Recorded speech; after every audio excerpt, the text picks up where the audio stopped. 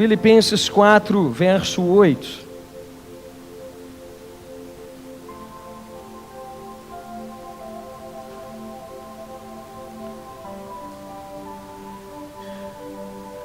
A Bíblia diz assim: por último, meus irmãos, encham a mente de vocês com tudo o que é bom e merece elogios. Isto é, tudo que é verdadeiro, digno, correto, puro, agradável e decente. Somente até aí. Feche os seus olhos, vamos orar. Pai, muito obrigado pela leitura da sua palavra. Nós pedimos ao teu Espírito Santo que fale conosco nessa noite.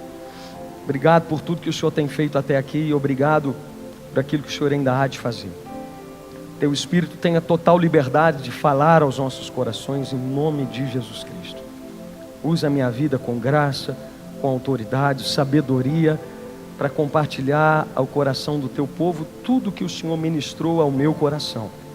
Em nome de Jesus, amém. Amém. Amém, querido.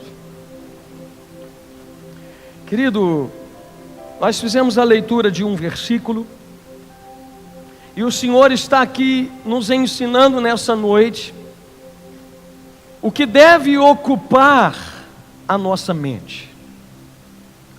Eu te faço uma pergunta: o que tem ocupado os seus pensamentos? Presta atenção. O texto que Paulo traz para nós aqui é muito claro. E Paulo está nos orientando e dizendo que nós devemos pensar em coisas boas, naquilo em que há louvor, naquilo que traz benefícios para nós. É isso que Paulo está dizendo. Agora, pastor, como eu posso conseguir ter pensamentos bons se muitas coisas estão indo mal ao meu redor e em todo o tempo eu sou desafiado, levado a pensar nessas coisas, a levar a minha mente a pensar um monte de coisas ruins e pensar somente nas dificuldades e assim por diante? Como é que eu posso conseguir? Eu quero que você entenda em primeiro lugar que a nossa mente, ela é um campo de batalha.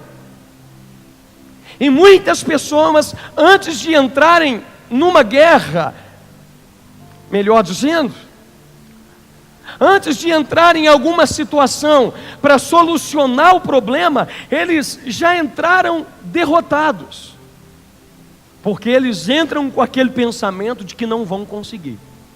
Conhece gente assim? Aquele tipo de gente que fala assim: não, eu vou fazer o vestibular por fazer, mas eu sei que eu não vou passar.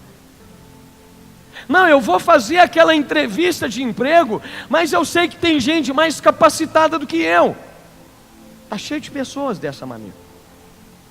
Então, querido, Paulo está trazendo para nós uma palavra, nos mostrando que nós precisamos tomar cuidado com aquilo que ocupa a nossa mente. Presta muita atenção, porque essa palavra vai mudar muita coisa dentro de você. E é por isso que a palavra de Deus, ela é importante nas nossas vidas. Por quê, pastor? Como é possível você pensar, ocupar a sua mente, quando tudo conspira contra você e leva você a pensar de outra forma? Versículos 6 e 7 do mesmo capítulo.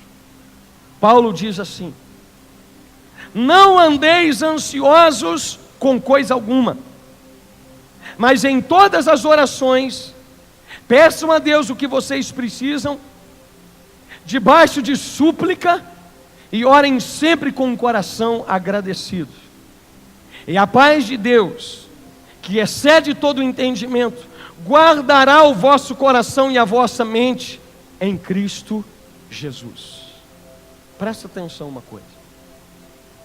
Paulo, ele dá aqui para nós algumas dicas de como nós podemos vencer esses ataques do mal que começam na nossa mente e que às vezes acabam influenciando todo o nosso corpo, as nossas atitudes, as nossas emoções.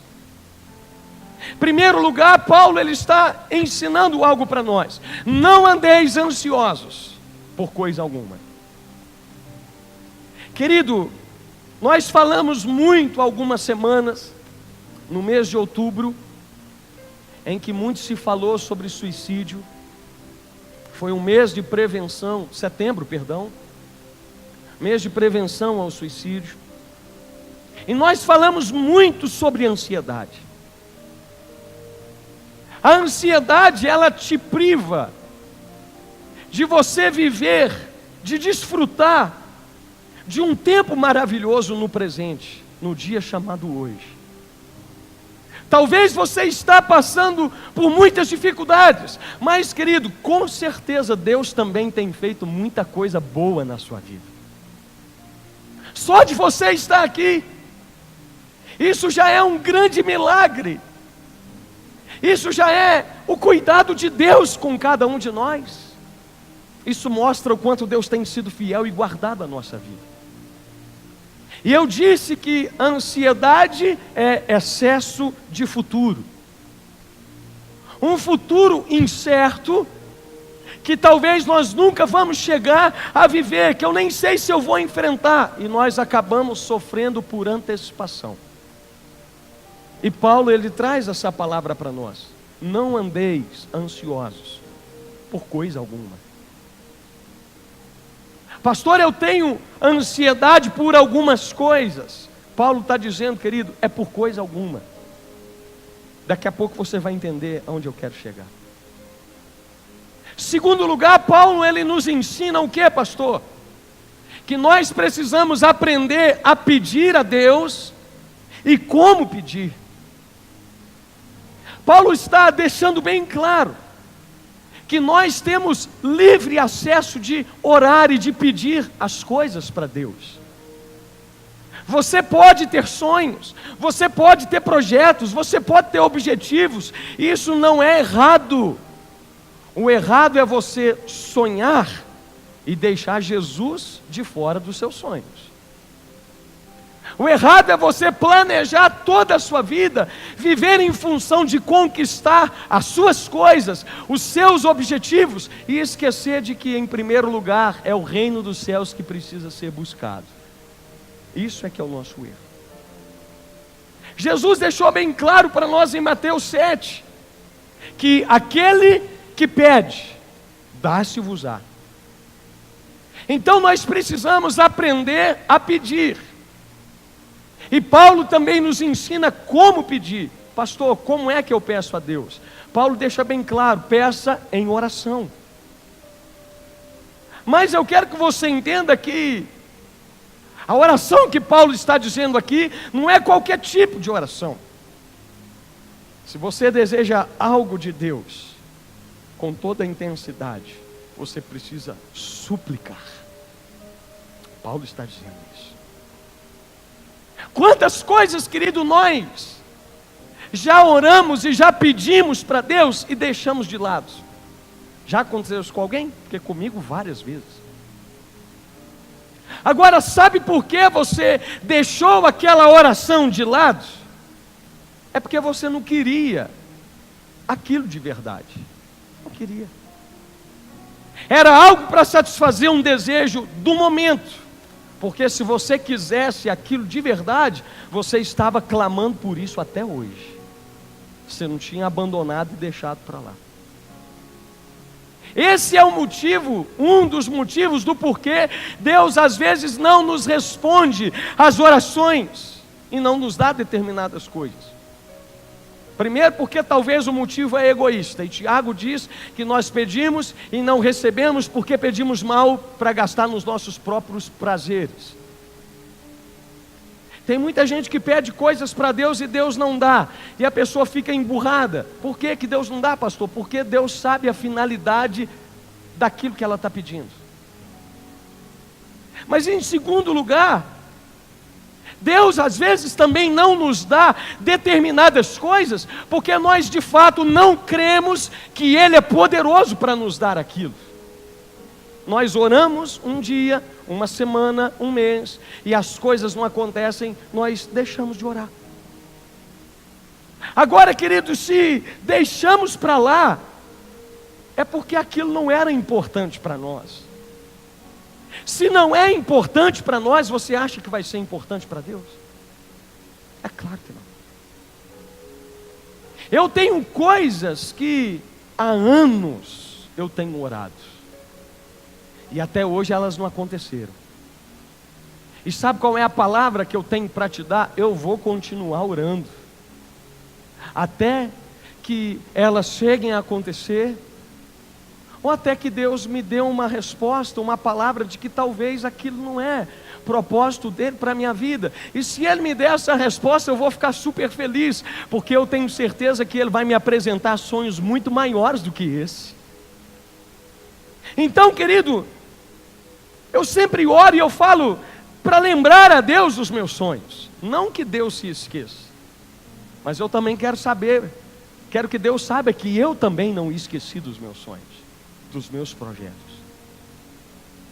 Se você for olhar para a vida de Daniel, a Bíblia diz que Daniel, ele orou 21 dias.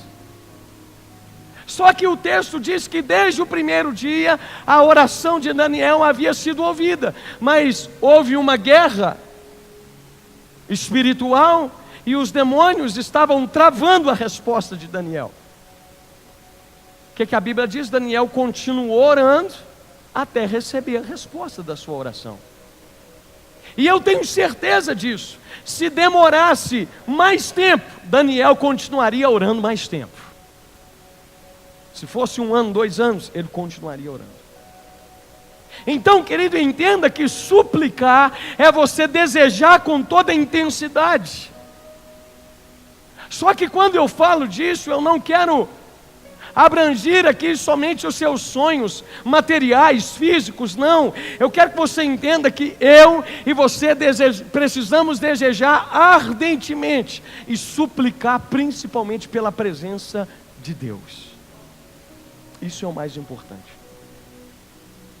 Muito mais do que suplicar por coisas, eu e você precisamos suplicar por Ele.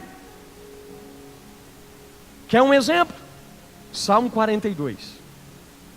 Davi, ele chega e diz: como a corça suspira pelas correntes das águas, assim suspira por ti a minha alma. Eu não sei se você conhece, mas a corça, ela é um mamífero, e ela mede aproximadamente 95 centímetros a 1,35 m. A corça, ela pode pesar entre 18 a 20 e poucos quilos. E normalmente elas vivem de 8 até os 14 anos. E existe algo interessante. A corça é dotada de um olfato muito sensível. E os estudos dizem que ela consegue sentir cheiro de água até debaixo do solo. Olha que coisa maravilhosa. E quando se fala a respeito desse animal, ela é capaz, querido, de perceber, e a corça, ela é um animal que tem muita sede. E ela consegue sentir cheiro de água a quilômetros de distância. E quando a corça sente o cheiro de água, ela sai como uma louca correndo para poder mergulhar dentro daqueles rios, porque ela tem necessidade de água. Mas o fato mais interessante não é isso, é que a corça, ela possui uma substância que exala um cheiro muito forte, e se ela passar muito tempo sem se banhar dentro de um rio, os predadores conseguem sentir de longe e ela se torna uma presa fácil. Está entendendo por que Davi diz que a alma dele suspirava como uma corça? Porque eu e você precisamos diariamente desejar, mergulhar, ser lavados pela palavra de Deus, para que os nossos pecados sejam purificados e Satanás não sinta cheiro de pecado nas nossas vidas. Será que você tem desejado, e eu te pergunto isso, na mesma intensidade, receber Deus, ter da presença de Deus, como você deseja conseguir tantas coisas nesse mundo? Será? Sabe, querido, nós somos como uma corça, e nós precisamos suplicar ardentemente por Ele. Então Paulo, ele vem e ele nos ensina a orar, mas a orar com súplica. Então nós precisamos pedir e saber como pedir. Nós não podemos desistir da primeira tentativa, largar para lá. Porque se algo é importante para nós, nós precisamos suplicar. Lembra da parábola que Jesus contou sobre o juiz iníquo? Aquela mulher, ela suplica aquele juiz, e ela importuna aquele homem, até ele dizer assim: eu vou julgar a causa dessa mulher, porque eu não aguento mais. E aí Jesus traz ali para nós uma lição. Qual é, pastor? O dever de orar sempre e nunca desfalecer. Muitas orações que você fez não funcionaram, porque a sua fé no meio do caminho desfaleceu. A Bíblia diz: orai sem cessar. Tiago diz no seu livro, na sua carta: olha, se vocês pedem alguma coisa a Deus e duvidam, vocês estão achando que Deus vai ouvir vocês? É claro que não vai. Então, queridos, saber pedir e como pedir a coisa certa, para um fim que glorifique o nome do Senhor, é extremamente importante. Mas Paulo, ele traz também uma outra lição. Qual é, pastor? Além de você orar, suplicar, faça isso com gratidão. Sabe aquela oração que você faz, já agradecendo a Deus pela resposta que você sabe que vai ter? Sabe aquela gratidão que você sente no coração, por tudo que Deus já tem feito, aquilo que Ele ainda vai fazer, e talvez independente da resposta de Deus, você estará contente? É isso que Paulo está dizendo. Nós precisamos aprender a ter um coração grato ao Senhor, e hoje é o que mais falta em muitas pessoas. Nós oramos, pedimos, e se Deus não nos dá o que nós queríamos, eu saio da igreja, eu abandono Jesus, eu falo mal da igreja, eu não quero saber de Bíblia, e assim por diante. Mas mal sabe você que talvez o fato de Deus não ter te dado tal coisa, foi o próprio Deus te livrando de um problema lá na frente. Você precisa entender isso. Então, querido, aprenda a ser mais grato a Deus. Seja menos murmurador. Eu tenho pavor de ficar perto de gente que reclama da vida. É horrível isso. E eu afirmo para você que a gratidão, ela antecipa a resposta de uma oração. Olha o povo de Israel no Egito. Quantos anos eles ficaram lá? Quanto tempo eles poderiam ter ficado? Você conhece a história, você sabe. Só que quem é grato a Deus em todo o tempo, ele vive a promessa no tempo certo. Agora, quem não é grato, perde o tempo do cumprimento da promessa, e talvez ele nunca vai chegar a viver tal coisa. Então, querido, oração, súplica, gratidão, são conselhos de Paulo para nós vencermos a ansiedade. Os resultados ao aplicar isso na nossa vida, ele fala no versículo 7: e a paz de Deus, que ninguém consegue entender, que excede todo entendimento, guardará o vosso coração e a vossa mente em Cristo Jesus. Agora eu volto à minha pergunta do início da mensagem: como nós podemos ter bons pensamentos? Paulo está trazendo a resposta. Paulo está mostrando, querido, que quem busca a Deus, quem ora, quem suplica ao Senhor e é grato a Deus, ele consegue ter uma mente pura, um coração cheio de paz, porque Deus guarda o nosso coração e a nossa mente em Cristo Jesus. Você não precisa andar ansioso, diz Paulo. E aí eu te pergunto nessa noite, você é uma pessoa ansiosa? Pergunta para quem está do seu lado, você é uma pessoa ansiosa?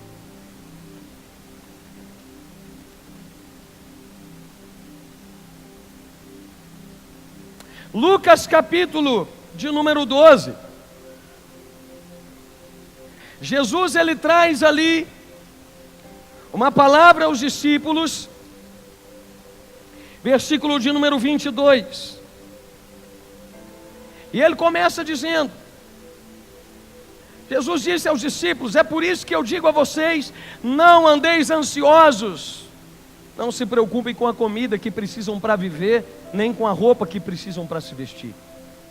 Pois a vida é mais importante do que a comida e o corpo do que as roupas. Vejam os corvos, não semeiam, não colhem, não têm despesas, nem despensas, nem depósitos, mas Deus dá de comer a eles. Será que vocês não valem muito mais do que os pássaros? Verso 31. Portanto, ponham em primeiro lugar na sua vida o reino de Deus, e todas essas coisas lhe serão acrescentadas. Querido, presta atenção uma coisa. A ansiedade, ela tem tomado conta da vida de muita gente.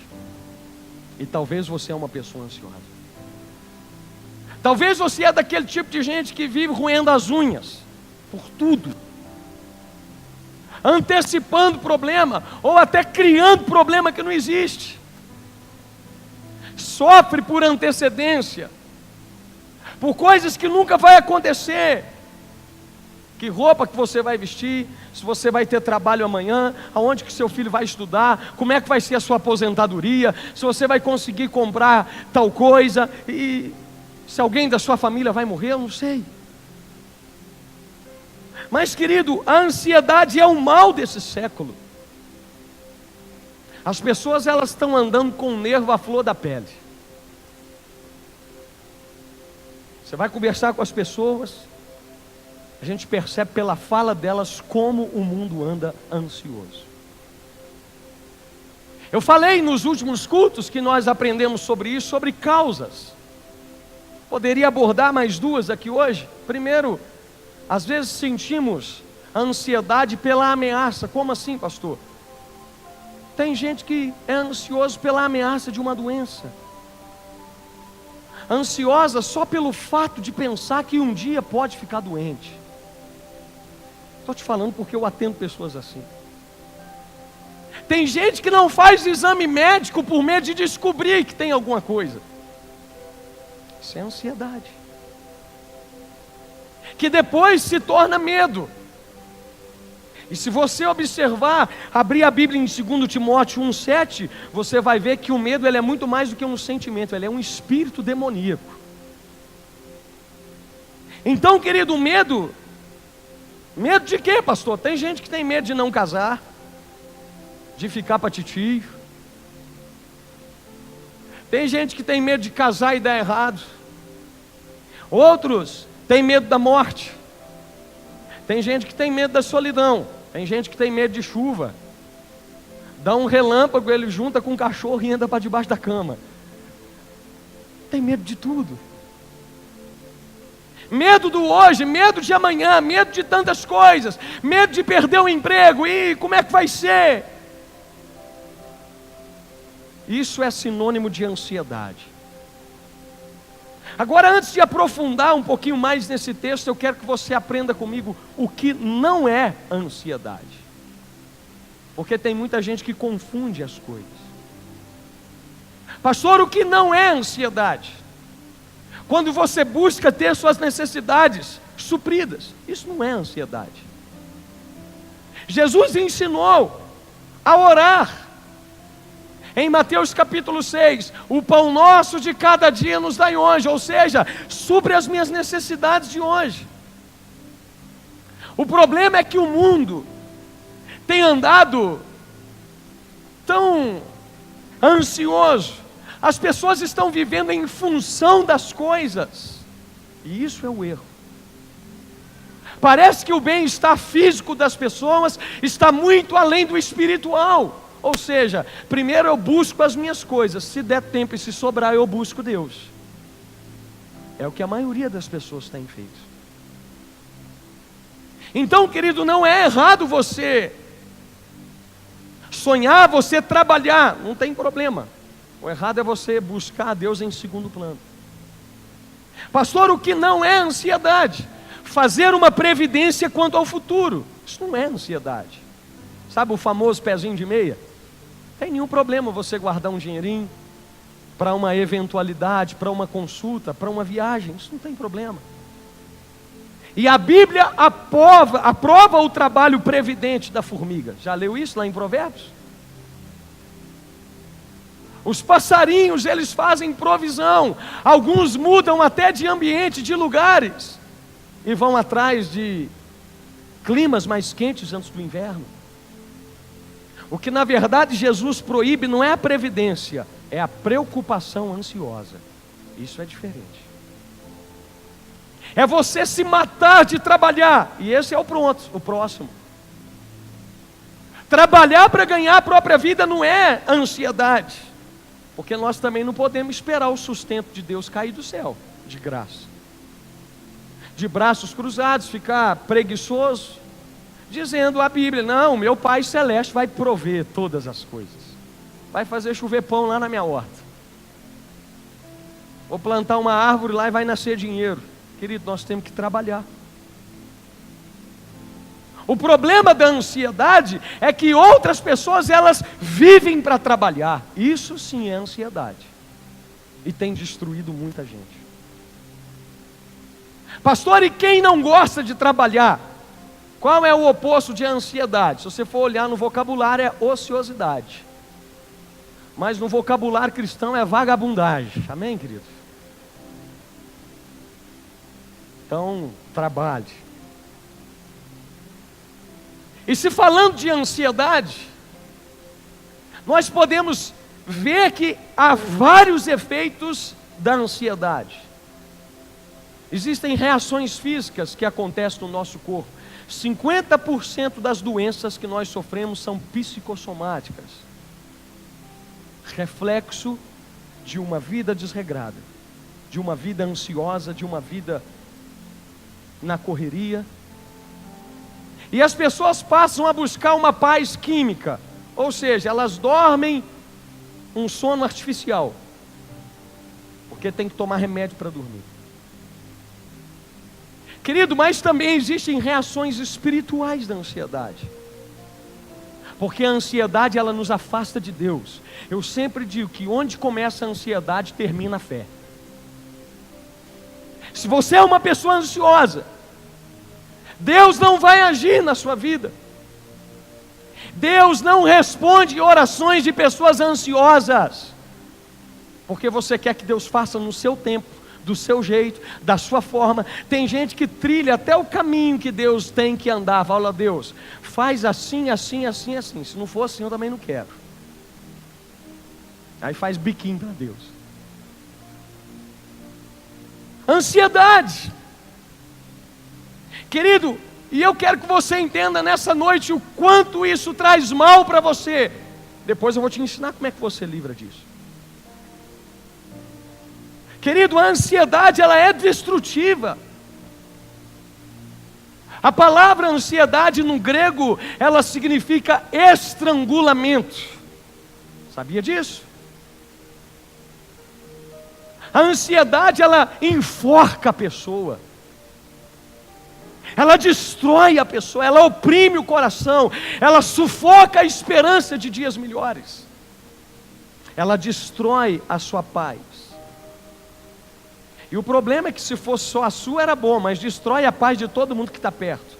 Porque gente que é ansiosa, gente com depressão, gente que é estourada demais, ela consegue destruir o ambiente e atrapalhar e influenciar todo mundo que está perto. E a ansiedade, ela é enganadora demais. Por quê, pastor? Porque ela tem poder de criar um problema que talvez nem existe. Sabia disso? Muitas pessoas sofrem por um problema fictício, gerado na mente delas, gerado através de uma mente perturbada pela ansiedade. Olha os discípulos de Jesus. Eles viram Jesus vindo andando sobre as águas e acharam que Jesus era um fantasma. Criaram uma fantasia na mente deles. Jesus estava indo para socorrê-los da tempestade. Querido, a ansiedade ela tem poder de aumentar os problemas e diminuir a sua capacidade para resolver eles. Fala com quem está do seu lado assim: não andeis ansiosos, meu irmão, por coisa alguma. Deixa eu te contar uma coisa. Existem dados que falam sobre isso. E de tudo que nós nos preocupamos, presta atenção nisso.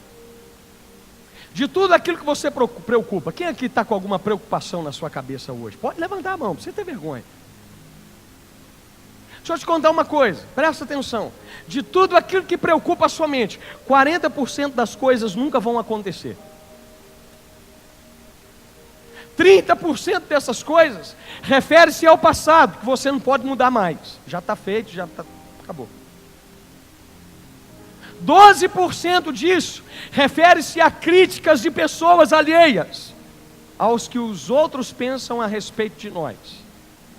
E se você for parar por causa daquilo que os outros pensam de você, você nunca vai adiante, querido. 10% se refere à saúde. E na maior parte delas, quanto mais você anda ansioso, mais você piora a sua situação. Resultado, 8% daquilo que nós nos preocupamos é que são problemas de verdade. E você está aí acabando com a sua vida, acabando com o seu casamento, perdendo noite de sono, emagrecendo, deixando de comer, engordando porque come demais. Pastor, só está resolvendo meus problemas com a minha esposa dentro de casa. Tem gente que come demais. Uma pessoa ansiosa, ela é como os espias de Israel, que viam os gigantes dentro da terra prometida e olhavam para eles e falavam: não, nós somos gafanhotos perto deles, eles são muito grandes. Davi e Golias, todo mundo via um gigante invencível. Davi via a vitória dele: eu vou casar com a filha do rei. Que maravilha! A minha casa vai ser livre de imposto, gente. Isso aconteceu com Davi. E todo mundo lá, com medo.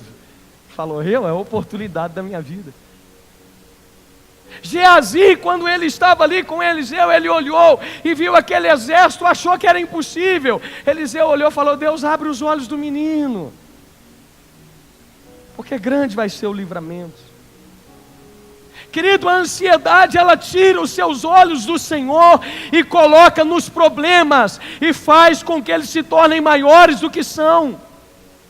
Mas deixa eu te dar uma notícia muito maior do que esse probleminha seu, esses 8%, é a graça de Deus que está sobre a sua vida, que te ajuda a solucionar todos eles.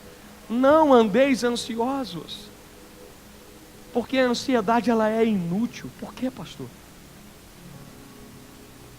A preocupação, a ansiedade, segundo Jesus, ela é inútil. Não pode prolongar nenhum côvado da sua vida. Lembra do dia que eu trouxe uma trena aqui, que eu medi? 45 centímetros, a medida de um passo. Ou seja, você não pode dar um passo sequer a mais se Deus não guardar você. Sabe por que você chegou aqui na igreja? Porque Jesus guardou você.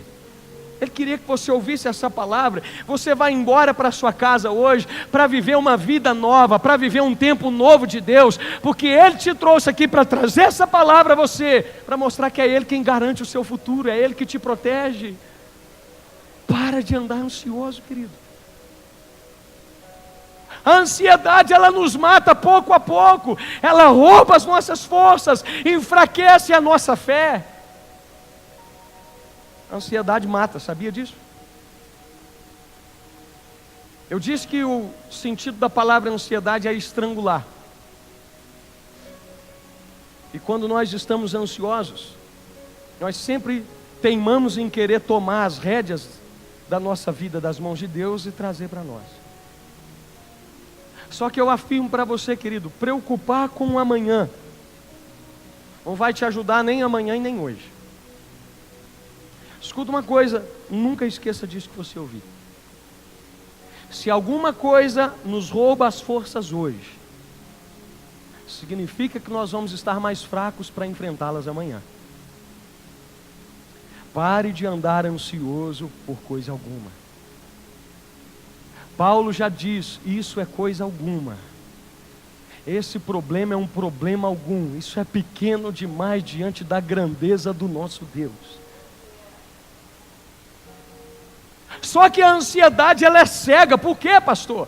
Porque ela nos leva às vezes a crer que a vida é feita só daquilo que a gente come e bebe e desfruta aqui nessa terra. Deixa eu te contar uma coisa, querido.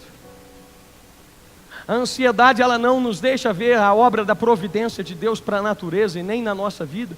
A Bíblia diz que Deus sustenta os pássaros, Deus sustenta os corvos. Querido, Deus não vai sustentar eu e você, homens de pequena fé. Quanta coisa boa Deus já fez na sua vida. Quantos milagres Jesus já operou na sua vida. Quanta prosperidade, quanta provisão Ele já trouxe. O problema é que às vezes nós não reconhecemos. E aí eu quero que você entenda que a ansiedade é pecado. Quando nós ficamos ansiosos, nós estamos dizendo que não confiamos totalmente em Deus, na provisão de Deus, no socorro de Deus, na providência de Deus. Agora, pastor, como é que eu venço esse negócio de ansiedade? Eu quero te falar sobre algumas coisas. Em primeiro lugar, nesse texto de Lucas 12, quando Jesus traz uma repreensão ali aos discípulos, Ele nos ensina que precisamos saber que Deus é o nosso Pai. E Ele conhece todas as suas necessidades. Querido, nós vencemos a ansiedade quando confiamos em Deus. Porque eu falo que a fé, ela é um antídoto para a ansiedade. Deus nos conhece. Ele é o nosso Pai. Ele sabe do que você precisa amanhã quando você acordar. Ele sabe do problema que você tem que resolver. Ele sabe da consulta médica que você tem que ir. Você não tem dinheiro para pagar. Ele sabe de tudo. E o texto diz, se nós pedirmos um pão, você acha que o nosso Pai nos dará uma pedra?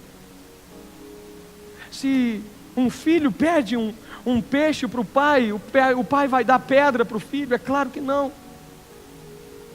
Porque Deus conhece as nossas necessidades e as supre. A Bíblia coloca alguns nomes sobre Ele, diz que Ele é Jeová Roi. O que é isso, pastor? O Deus que me vê. Deus é aquele que te vê lá dentro da sua casa, diante de todos os problemas que você está passando. A Bíblia diz que Ele é o Jeová Jireh, o Deus da provisão. Jeová Shalom, Senhor é a sua paz. A Bíblia diz, querido, que Ele é o Jeová Rafá. E se você está doente, eu profetizo que Ele vai se manifestar na sua vida, porque Ele é aquele que cura. Ele é tudo o que você precisa. Ele é o Jeová Nissi, o Senhor é a nossa bandeira. Ele cuida de nós. Pedro diz, lançai sobre Ele toda a vossa ansiedade, porque Ele tem cuidado de vós. Escuta uma coisa, meu querido. Pastor, como é que eu venço a ansiedade? Segundo lugar, sabendo que Deus, Ele já nos deu tudo no seu reino. Versículo 32. Buscai em primeiro lugar o reino e a sua justiça. É isso que Ele diz. Escuta uma coisa, querido. Nós precisamos entender que Deus, Ele já nos deu coisas muito mais importantes do que bens materiais. Deus já te deu tudo que você precisa. É tudo seu. A Bíblia diz que Ele nos deu o seu Filho. Deus nos deu salvação de graça. Ele nos deu o seu reino. Agora, se Ele nos deu o maior, por que não nos daria o menor? Sabe o que a Bíblia diz em Romanos capítulo 8, 32? Aquele que não poupou o seu próprio filho, porventura, não nos dará graciosamente com Ele todas as coisas? Escuta uma coisa, querido. Quando Deus enviou Jesus para morrer na cruz por mim e por você, Ele estava nos dando acesso a tudo.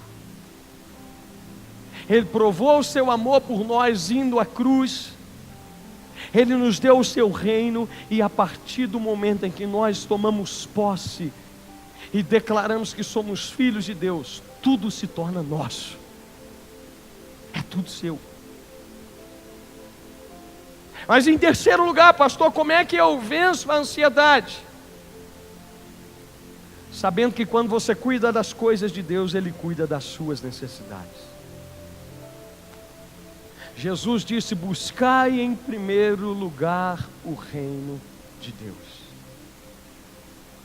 Aqui nós temos uma ordem e depois uma promessa. A ordem é você buscar o governo de Deus, o controle de Deus, a vontade de Deus, o reinado dele no seu coração, em primeiro lugar. Escuta uma coisa, querido: Deus e não nós deve ocupar o primeiro lugar na nossa mente, no nosso coração, na nossa agenda. Os interesses de Deus, os interesses do reino são prioridade, vem acima de tudo. E Jesus está desafiando a igreja a buscá-lo em primeiro lugar, a colocá-lo acima de tudo em todas as áreas: casamento, lar, família, vida profissional. E a promessa é que quando nós cuidarmos das coisas de Deus, Ele vai suprir as nossas necessidades, todas elas. Todas as coisas que você espera, se for propósito de Deus, vão te ser acrescentadas. Mas não para por aí. Eu quero entrar em um dos pontos importantes nessa noite. Pastor, como é que eu posso vencer a ansiedade? Mantendo a nossa fé firmada em Jesus. Escuta uma coisa. O apóstolo Paulo, quando ele escreveu essa carta aos Filipenses, ele estava preso, algemado. Só que se nós formos observar e ler o que ele escreveu, nós podemos ver que ele era a pessoa mais livre daquela cidade. Porque nem as algemas eram capazes de prender a mente e o coração devoto que ele tinha ao Senhor. A ansiedade, querido, ela é sintoma de um coração turbado e de uma fé que vacila demais com Deus.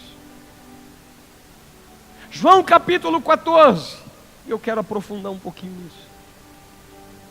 Jesus estava no cenáculo ali com os discípulos, falando a respeito de coisas que haveria de acontecer bem próximo ao seu martírio, a sua ida à cruz. E longe de ser intimidado pelos sofrimentos, pelo medo, Jesus, ao invés de estar assim, ele estava acalmando o coração dos discípulos. E Jesus, ele deixa para os discípulos uma das promessas mais consoladoras. Qual é, pastor?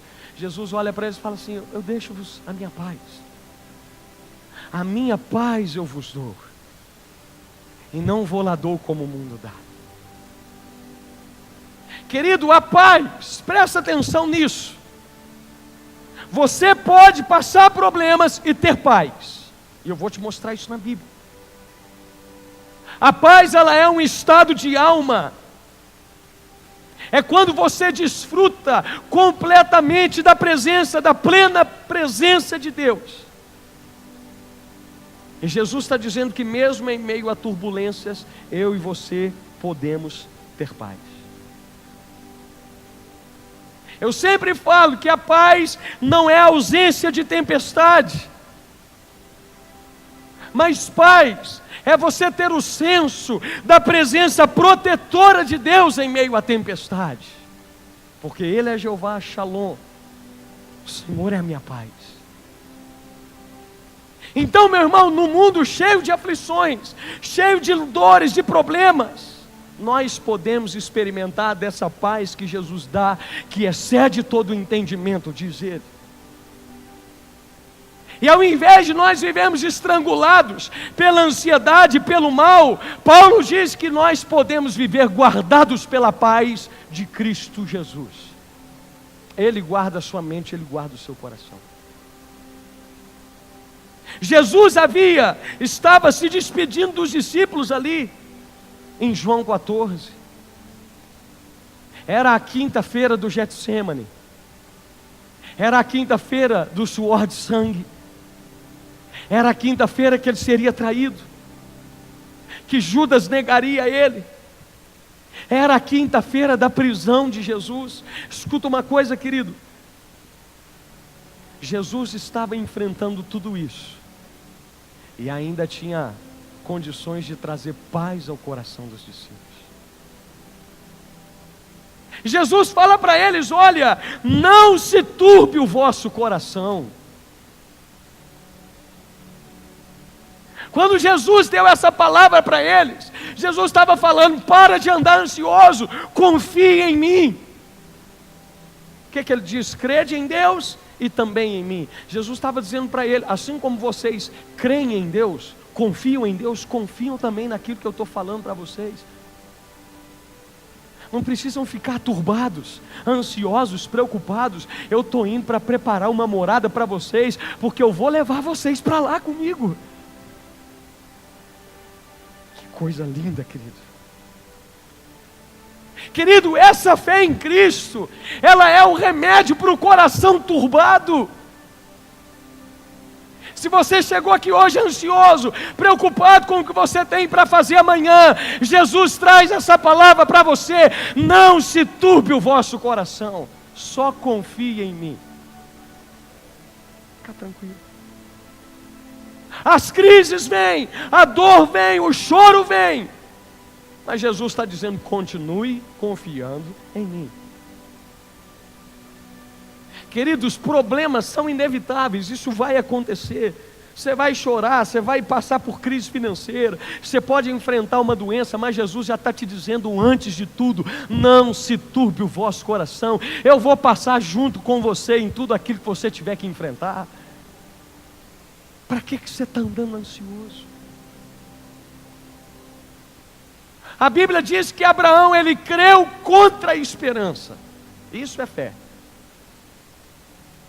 Ele venceu esse coração atribulado. Paulo, na hora que ele estava passando pelo martírio dele, ele disse: eu sei em quem eu tenho crido. Jesus disse: não se turbe o vosso coração. Escuta uma coisa, querido, Jesus teria que ir à cruz, ele ia sofrer por nós, e mesmo assim ele trouxe essa palavra. Sabe o que eu aprendo aqui? Que nos momentos de maior opressão na vida, é que eu tenho que liberar palavras boas. Presta atenção nisso. Dar um conselho para alguém que está com o coração turbado, quando tudo vai bem para mim, é muito fácil. O difícil é quando você está passando por um problema e você ainda tem que falar coisas boas para outras pessoas. Aí é que você vê se a paz de Cristo está dentro de nós. Eu quero ver você ter palavra de consolo para alguém, quando você esperava ser consolado. Todo mundo sabe que a minha irmã, ela está, graças a Deus, terminando o processo de tratamento. Já vem alguns meses lutando contra o câncer. E para a glória de Deus, só faltam mais 4 sessões de quimioterapia para ela acabar o tratamento. Foram 16. E nós temos acompanhado ela. E sabe o que acontece, querido? Por que eu estou dizendo isso? Porque é muito fácil você dar uma palavra quando tudo vai bem para você. O difícil é você ter uma palavra de consolo quando você queria ser consolado. Eu tenho uma pessoa da minha família que passou por um problema de enfermidade. nos últimos meses, passou por uma cirurgia e aconteceu alguns problemas. E a minha irmã, enfrentando o câncer, vencendo o câncer, passando por todo esse tratamento, sem quase nada de cabelo na cabeça, mas com um sorriso nos lábios sempre. Essa pessoa passando por um problema de enfermidade, Deus colocou no coração da minha irmã de ir à casa dela, é um parente nosso.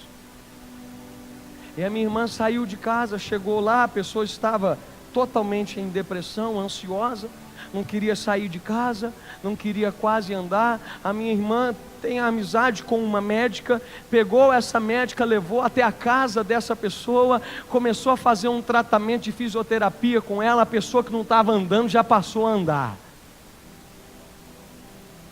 A pessoa que estava desacreditada, que não queria sair de casa, já voltou a fazer as coisas normais. Ela foi animada através de uma pessoa que precisava receber uma palavra de ânimo de alguém. Não são os seus problemas que impedem de você de consolar as pessoas. A própria Bíblia ensina isso. Jesus está ensinando com essa fala aos discípulos, sabe o que? Aprenda a dar às pessoas aquilo que você esperava que alguém desse a você. Cuide de alguém. Console alguém como você esperava ser consolado. Dê atenção para essas pessoas, mantenha a sua fé firmada nele. Agora eu quero caminhar para o final te dizendo isso. Pastor, como é que eu venço a ansiedade? Diga comigo assim, diga para a pessoa que está do seu lado: tenha amigos e construa um relacionamento de amizade com Jesus.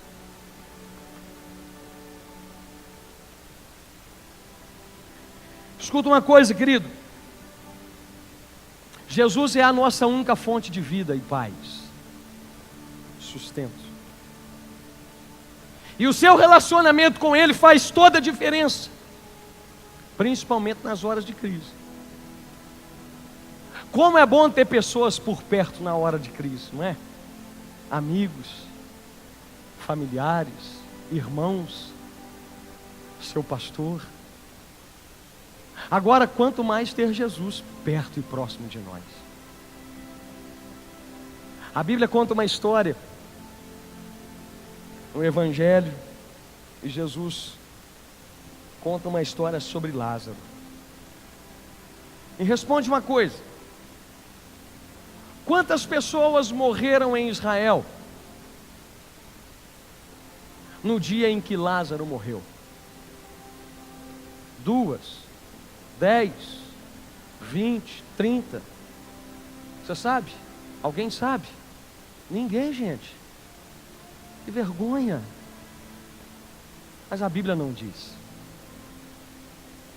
Só que entenda uma coisa: com certeza morreram muitas pessoas naquele dia, porque todos os dias morrem muita gente, concorda comigo? Só que a Bíblia faz a menção de um homem chamado Lázaro, que morreu. E a Bíblia diz que também Lázaro ressuscitou. Agora, sabe qual é a diferença entre Lázaro e os demais? É de quem ele era amigo. Lázaro era amigo de Jesus. Marta e Maria foram desesperadas, mandaram avisar Jesus que Lázaro havia morrido, e elas estavam com o coração turbado ali naquele momento. Jesus chega algum tempo depois, elas falam: mestre, se o Senhor tivesse vindo antes, ele não teria morrido. Só que a diferença é de que Lázaro era amigo de Jesus, ele amava Jesus, e Jesus amava Lázaro. Escuta uma coisa, querido: Jesus, ele ama você. E não importa se existe algo na sua vida que talvez esteja morto, o poder da ressurreição de Jesus pode te alcançar nessa noite e trazer vida sobre tudo aquilo que não existe vida mais. Se você tem relacionamento com Cristo, não se turbe o vosso coração, porque ainda que tenha morrido a sua amizade com Ele, traz vida sobre aquele que está morto. Agora, pastor, por que eu preciso ter amigos? Porque o papel de Marta e de Maria foi super importante. Elas é que anunciaram que Lázaro havia morrido. Talvez Jesus não ficaria sabendo se não tivessem falado. A gente fala tanto de Marta e Maria, né? Mas Jesus ficou sabendo através da boca delas. Da mesma forma, querido, que eu e você precisamos estar perto de pessoas que temem a Deus. Porque no momento em que você mais precisar, essas pessoas vão ser canais para levar Deus até você e você até o Senhor. Elas vão ser instrumentos de Deus para a sua vida. Agora eu quero fechar te dizendo o último ponto. Pastor, como é que eu venço a ansiedade? Diga comigo assim: colocando os meus olhos na eternidade. Querido, nós somos apenas forasteiros e peregrinos nessa terra. Nós estamos aqui de passagem. E diante das tribulações e dos sofrimentos, nós precisamos levantar a cabeça e olhar, entendendo que existe uma recompensa final para nós. A sua vida não termina aqui. Aqui nós vamos ter sofrimento, dor, mas o fim desse caminho é a glória, é o céu. E você precisa entender isso. Paulo fala lá em Coríntios que o sofrimento do tempo presente não pode ser comparado com as glórias que estão por vir e que serão reveladas a cada um de nós. Nem olhos viram, nem ouvidos ouviram, e nem jamais penetrou no coração do homem as coisas que Deus tem preparado para aqueles que o amam. Deixa eu te contar uma coisa, essa palavra não são promessas para essa terra, sabia disso? Essa palavra está intimamente reservado para as promessas que Deus tem para nos entregar lá na glória, o dia que nos encontrarmos com Ele. Só que tudo isso é só para quem vive uma vida nessa terra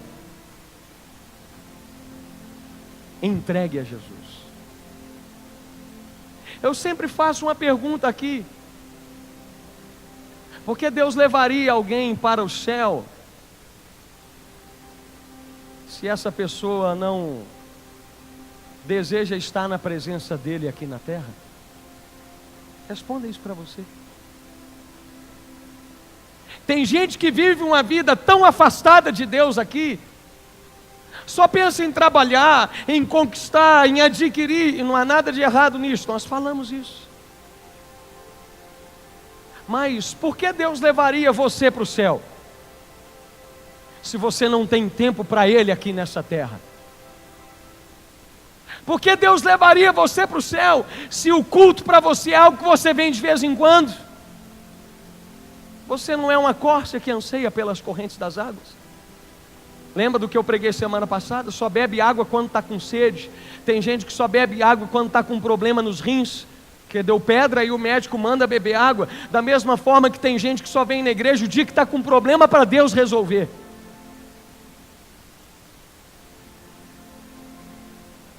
Por que Deus te levaria para o céu,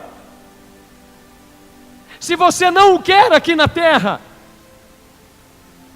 Se você não o deseja aqui na terra, se você não deseja viver para Ele aqui na terra? Querido, tudo isso aqui vai passar. O seu dinheiro vai acabar. Ele não pode te levar para o céu. O que te leva para o céu é uma vida fiel e temente a Jesus Cristo. Normalmente nós andamos ansiosos só pelas coisas da terra, é verdade ou não é?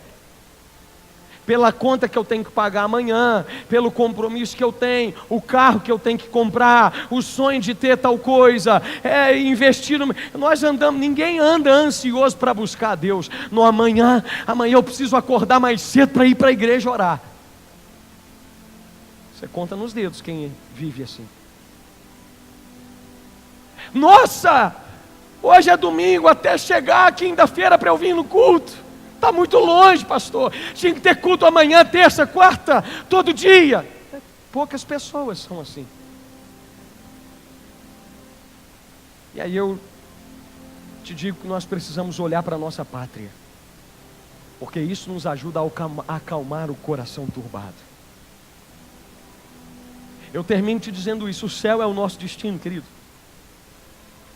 A morte não é o fim da vida. Paulo diz que o morrer para o cristão é lucro. Porque quando nós morremos, o crente, quando ele morre, ele não vai para o cemitério, ele não vai para o purgatório, ele vai para a glória. Então, querido, o céu é a casa do Pai, e um lugar onde os filhos de Deus estarão todos lá. Lá não vai ter maldição, lá não vai ter dor, lá não vai ter choro, lá não vai ter gente aleijada, lá não vai ter doença, lá não vai ter nada. Quando você chegar, você vai ouvir: vinde bendito do meu Pai. Nós vamos lembrar da promessa lá de João 14. A nossa morada está sendo preparada lá na glória. É para lá que nós vamos. Jesus disse que o céu é lugar de muitas moradas, amém? Se você abrir lá em Apocalipse capítulo 21, verso 16, a Bíblia diz que a cidade, ela mede 2.200 quilômetros quadrados.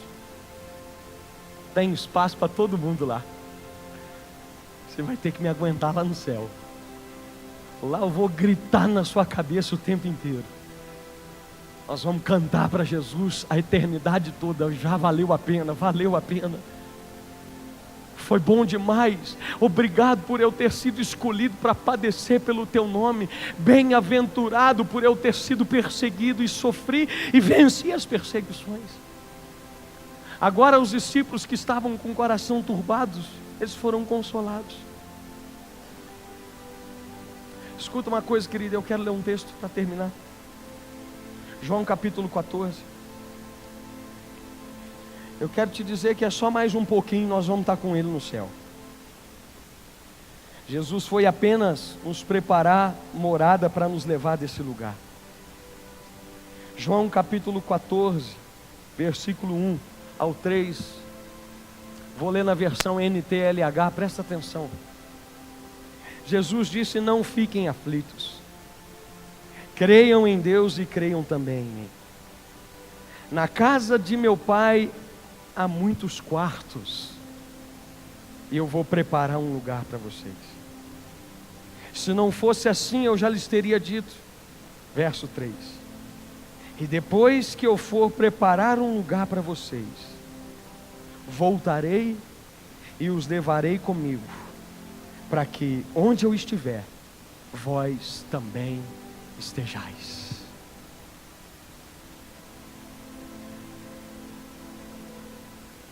Eu não sei para você, mas essa palavra me dá uma esperança maravilhosa.